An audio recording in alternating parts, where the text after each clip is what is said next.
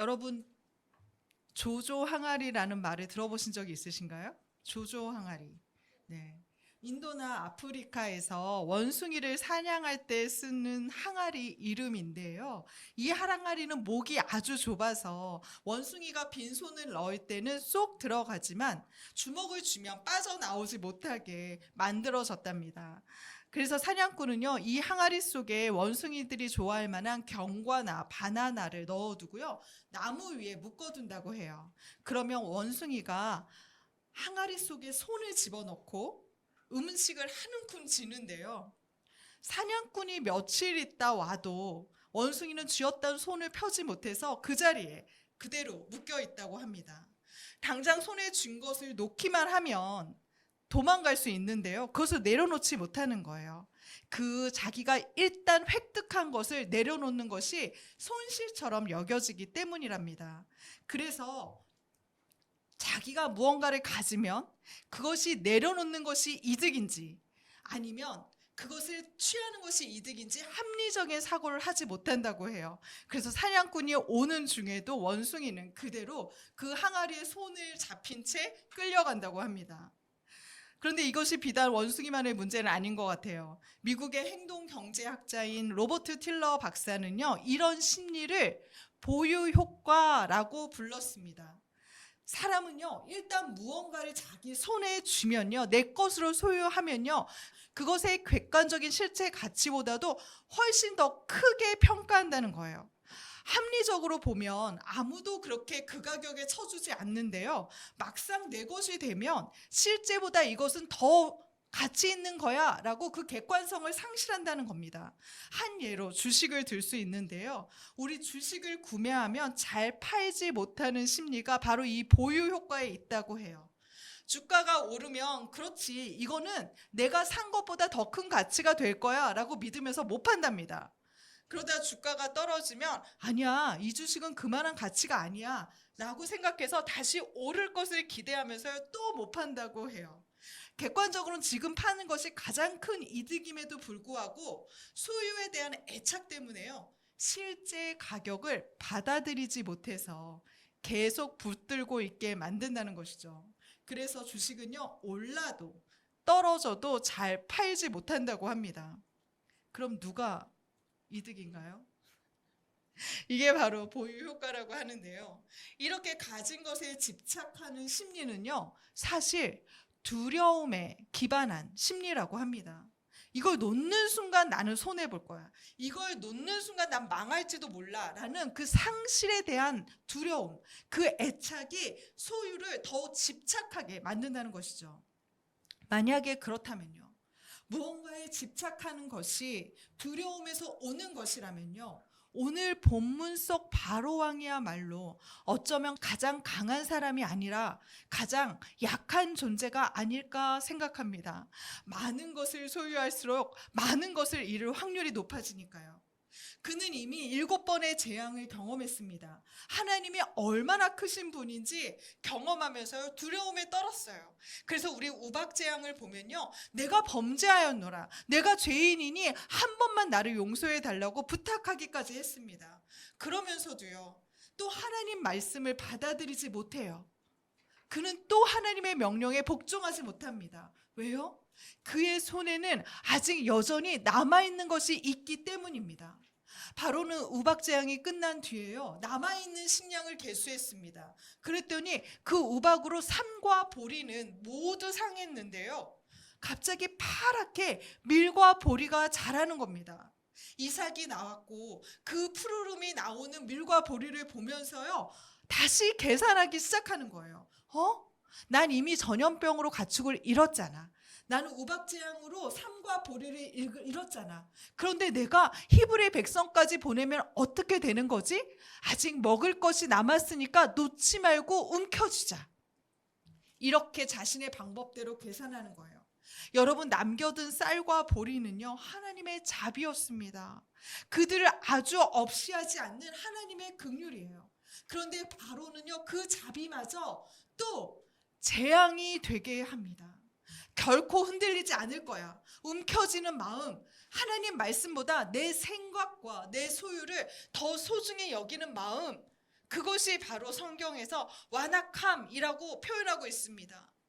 두려움을 갖추기 위해서요, 바로는 마음에 빗장을 걸고 이것마저 놓으면 안 돼. 내가 두려워하는 것을 보여주면 안 돼. 그럼 난 다 무너지는 거야. 하면서 조금도 흔들리지 않으려는 그 마음이요, 결국 온 애굽을 흔드는 재앙이 되게 했습니다.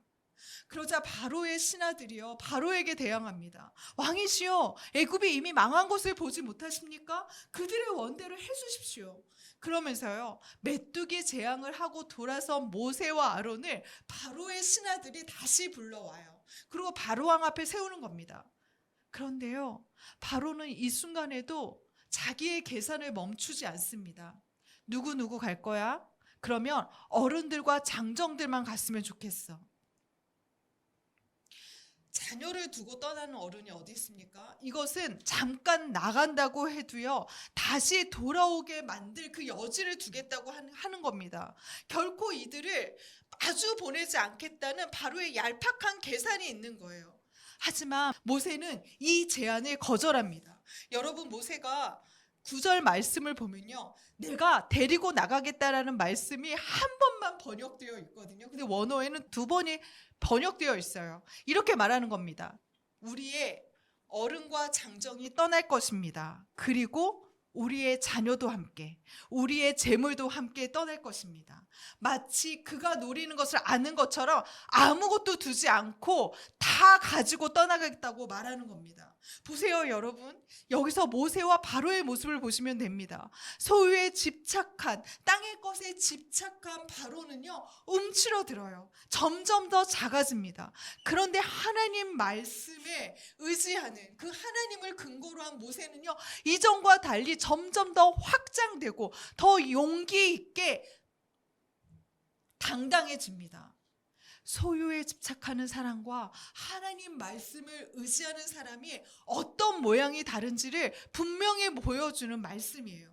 결국 바로는 이것을 받아들이지 못해서요, 거대한 메뚜기 재앙을 눈으로 보고 맙니다. 우리 그 피해가 15절 말씀에 나오는데요, 다 같이 15절 말씀을 읽어보겠습니다. 시작. 메뚜기가 온 땅을 덮어 땅이 어둡게 되었으며 메뚜기가 우박에 상하지 아니한 밭의 채소와 나무 열매를 다 먹었으므로 애굽 온 땅에서 나무나 밭의 채소나 푸른 것은 남지 아니하였더라. 한 시인은 하나님은 푸른색을 좋아하는 것 같다라고 노래했습니다. 정말 그럴 것 같아요. 푸르름엔 하나님의 생명력이 담겨 있으니까요. 그러니 지금 메뚜기가 모든 곡식과 모든 채소와 열매, 집안의 곡식까지 다 먹어치워 그 푸르름은 사라지고 황폐함만 남은 애굽을 보면서요, 하나님도 슬퍼하셨을 것 같습니다. 명백하게 바로의 계산은 틀렸습니다. 붙들수록 살 줄 알았는데요, 붙들수록 더 잃어버렸습니다. 결국 바로를 무너뜨린 것은요, 메뚜기 재앙이 아니라 세상적 계산으로 가득한 자기 확신이었습니다. 하나님의 말씀보다 내 생각이 옳다고 믿는 그 완고함이 바로에게는 하나님보다 소중한 우상이 되어버렸습니다.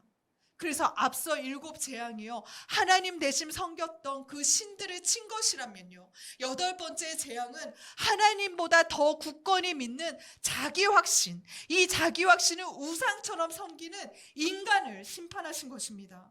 바로는 메뚜기 재앙에 놀라 자신을 이 죽음에서 건져달라 요청하지만요, 이 재앙을 하나님께서 사라지게 하시자마자 다시 자기 계산에 빠져듭니다. 그 고집스러움이, 그 완고함이, 돌이키지 않는 마음이 결국 9번째 재앙, 흑암 재앙을 불러일으킵니다. 여러분, 이 흑암 재앙은요, 어떠한 예고도 없어요. 하나님께서 그저 모세에게 하늘을 향해 손을 펴라 말씀하시고요, 이 손짓 하나로 온 애굽 땅에 3일간 흑암이 내립니다. 이 어둠은 단지 해가 없는 어둠이 아니에요. 밤하늘에 광명체도 없고요, 어떠한 종류의 빛도 없는 완전한 어둠 상태입니다. 그래서 여러분, 우리가 읽은 23절 말씀을 보면요, 이들은 옆에 누가 있는지도 알 수 없을 만큼, 볼 수 없을 만큼 모든 것으로부터 단절된 캄캄한 어둠 가운데 있습니다. 이것은 단순한 일상의 불편함이 아니에요. 어느 누구와도 소통할 수 없는 상태, 마치 내가 홀로인 듯 버려진 것 같은 상태, 앞으로 한 발자국도 나아갈 수 없는 상태, 그 절망과 공포 그 자체였습니다.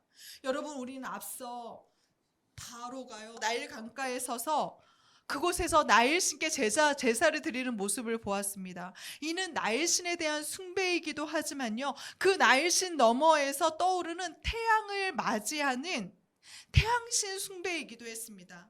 당시 애굽인들은요, 모든 생명체를 창조한 이가 태양신 라이고, 이것을 생명력 있게 그 질서를 유지하는 이도 태양신이라고 생각했습니다. 이 태양신은 얼마나 강한지요, 매일 밤의 혼돈과 어둠을 싸워 이기고 승리해서 아침을 여는 신이라고 믿었습니다. 그래서 떠오를 수 있다고 믿은 거예요. 그래서 가장 위대한 태양신이 우리 애굽을 다스려야 된다. 자, 그러면 그 방법이 무엇이냐?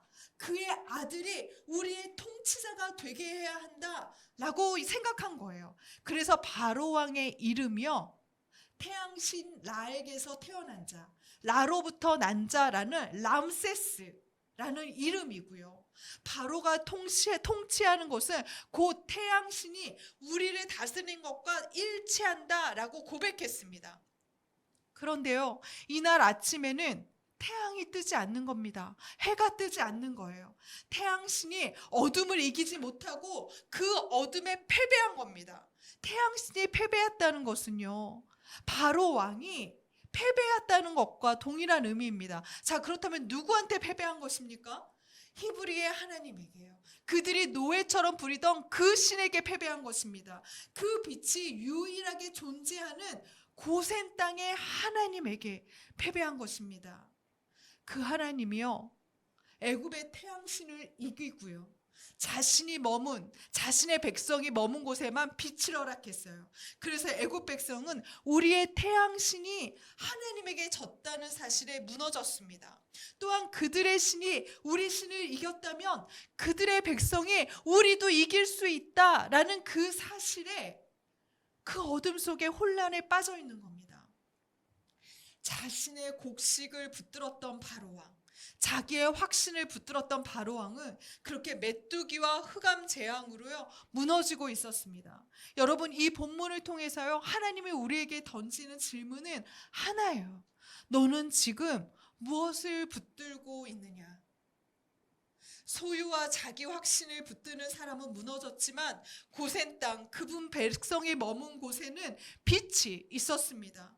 학자들은요, 고센 땅의 그 밝은 빛이요, 태양빛이 아니라 하나님의 임재로 인한 빛이었을 거라고 말합니다. 그분은 존재 자체가 빛이잖아요. 빛이신 하나님께서 함께 하신다면 어둠 속에서도 빛을, 절망 중에도 희망을 노래하는 것이 그분을 붙든 자들의, 그 백성들의 삶입니다. 바로왕은요, 땅의 것들을 잃어버릴까봐 하나님의 말씀을 배척했습니다. 곡식이 있어야만 살 수 있어 말하는 바로는요, 메뚜기 재앙에 무너지고요, 권력이 있어야 살 수 있어, 나를 숭배하는 대상이 있어야 살 수 있어 말하는 바로는요, 흑암 재앙에 무너집니다. 땅의 부요가 사라지고 관계가 깨어지고 권력이 깨어지자 바로는 한 발자국도 궁 밖으로 나가지 못하고 캄캄한 어둠, 그 절망에 갇혀버리고 맙니다.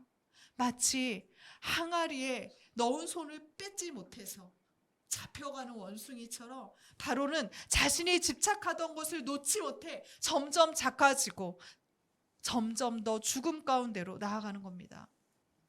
저는요, 예수님을 생각할 때마다 그분은 어쩌면 그리도 당당하실 수 있었을까 질문합니다. 아니, 자신이 돌보았던 오병이어에 먹을 것을 먹였던 그 군중들이 다 떠나가잖아요. 늘 함께했던 제자들이 배신하고 떠나가잖아요. 그런 중에도 예수님은 어쩜 그렇게 당당히 홀로 서실 수 있었을까라고 질문했습니다. 그러다가 제가 지난주에요, 누가복음 2장 말씀을 읽는데요, 예수님은 자신의 뿌리를 땅에 두지 않고 하늘에 두셨기 때문이구나, 그가 땅의 것에 그 소유에 집착하지 않으셨구나 라는 것을 알게 되었습니다. 12살이 된 예수님이요, 절기를 지키러 예루살렘 성전으로 가는데요, 부모님과 함께 집으로 돌아가는 것도 잊은 채 성전에 머물러 계십니다. 그곳에 선생님들과 질문하고 또 답을 하기도 하면서요, 자기가 작은 아이라는 정체성, 부모를 따라가야 한다는 그 현실적 정체성도 잊어버린 채 그 성전에 머문 것입니다. 마리아와 요셉은요, 예수가 없는지도 모르고 하룻길을 갔다가요, 놀라서 성전으로 돌아와 예수를 찾습니다. 그리고 그 예수에게 이렇게 말합니다. 네 아버지가 얼마나 걱정했는 줄 알아? 네 아버지가 얼마나 걱정했는 줄 알아? 그러자 예수님이 이렇게 말씀하세요. 내 아버지 집에 있었는데요. 저는 내 아버지 집에 있었는데요. 이 대답은요, 현실 부정이 아닙니다. 이 대답 후에 예수님은요, 마리아와 요셉을 따라가서 아들로, 형으로, 몫으로 치열하게 자신의 현실을 살아가요. 그럼에도 우리가 주목해야 되는 것은 내 아버지와 내 아버지 사이에 있는 이 단어가 주는 긴장감입니다. 예수님은요, 자신의 진짜 뿌리, 더 큰 근원이 어디에 있는지를 정확히 알고 계신 거예요. 자신이 의지하는 자리를 이 땅 그 어느 소유, 관계에도 두지 않으셨고요. 육신의 아버지 요셉이 죽었을 때도, 어머니 마리아를 떠나 보내면서도 공생애를 시작할 수 있었던 것은 자신의 더 큰 뿌리를 기억할 수 있었기 때문입니다. 사랑하던 제자들이 다 떠나고 배신하는 그 감난산에서도 목숨을 내게 한번 구걸해봐 라고 말하는 그 빌라도 앞에서도 당당할 수 있었던 것은요, 자기를 붙들고 있는 그 하나님을, 그 뿌리를 인식했기 때문입니다. 요셉이 내 아버지이지만, 마리아가 내 어머니이지만 나의 참 부모는 하나님이야. 이들이 나를 사랑한다고 말하지만 나를 진심으로 사랑하는 것은 하나님 아버지야. 예수님은 자신의 더 큰 근원, 그 뿌리를 아셨기에 그리도 자유롭고 당당하게 자신의 삶을 살아낼 수 있었던 겁니다. 여러분, 땅의 곡식에 뿌리를 둔 사람들은요, 메뚜기 재앙처럼 내 손의 소유가 사라질 때 무너집니다. 이 땅의 기쁨에 뿌리를 둔 사람은요, 내 곁에 사람들이 사라질 때, 든든한 인맥이 사라질 때 절망하며 흑암 재앙처럼 한 발자국도 나가지 못합니다. 하지만 우리는 다릅니다. 우리의 뿌리는 땅이 아니라 하늘입니다. 내 진심의 뿌리가 소유가 아니라 하나님입니다. 그래서 우리는 흑암 속에서 빛을 뿜어냈던 그 고센 땅처럼 그분의 빛 안에서도 다시 설 수 있습니다. 메뚜기도 두렵고 흑암도 두렵지만 그럼에도 우리가 절망하지 않는 것은 하나님이 우리와 함께 하시기 때문입니다. 그렇게 세상에 외치는 주의 사람이 되게 하셨어요.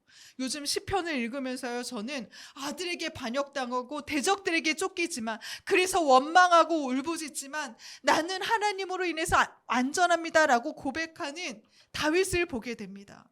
하늘에 뿌리를 둔 사람, 예수님 같은 사람, 이제 이 고백이 이 땅에서 우리의 고백이 되어야 하지 않을까요?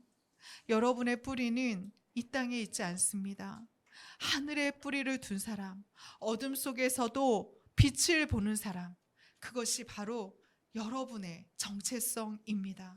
우리 이 시간 그 하나님의 빛을 의지하면 어떨까요? 하나님이 우리와 함께 하시면요, 애굽의 그 흑암 중에도 빛이 날 수 있습니다. 그분이 우리의 안전이 되어주세요. 우리 그분을 찬양하며 그 임재 안에 함께 머물렀으면 좋겠습니다.